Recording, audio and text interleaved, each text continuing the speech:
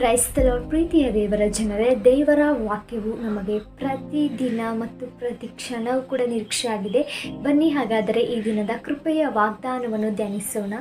ಇಬ್ರಿಯರಿಗೆ 13:5, ನಾನು ನಿನ್ನನ್ನು ಎಂದಿಗೂ ಕೈಬಿಡುವುದಿಲ್ಲ, ಎಂದಿಗೂ ತೊರೆಯುವುದಿಲ್ಲವೆಂದು ದೇವರು ತಾನೇ ಹೇಳಿದ್ದಾನೆ. ಪ್ರಿಯ ದೇವಜನರೇ, ನೀವೆಲ್ಲರೂ ಕೂಡ ಕ್ರಿಸ್ತನಲ್ಲಿ ಸುರಕ್ಷಿತವಾಗಿ ಇದ್ದೀರಾ ಎಂಬುದಾಗಿ ನಾನು ನಂಬ್ತೇನೆ. ಪ್ರಿಯರೇ, ನಿಮಗಾಗಿ ನಮ್ಮ ದೇವರು ದೊಡ್ಡ ಯೋಜನೆಗಳನ್ನೇ ಇಟ್ಟಿದ್ದಾರೆ ಮತ್ತು ನೀವು ನಿರೀಕ್ಷಿಸಲಾಗದಂತಹ ಅತಿಶಯವಾದ ಕಾರ್ಯಗಳನ್ನು ನಿಮಗಾಗಿ ಸಿದ್ಧಪಡಿಸಿದ್ದಾರೆ.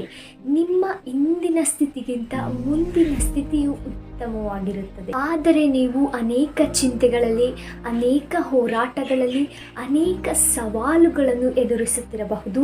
ಆದರೆ ಅದು ಯಾವುದು ನಿಮ್ಮನ್ನು ಸೋಲಿಸಲು ಸಾಧ್ಯವಿಲ್ಲ, ಏಕೆಂದರೆ ದೇವರ ಅತಿಶಯವಾದ ಕೃಪೆಯು ನಿಮ್ಮ ಮೇಲೆ ಇದೆ.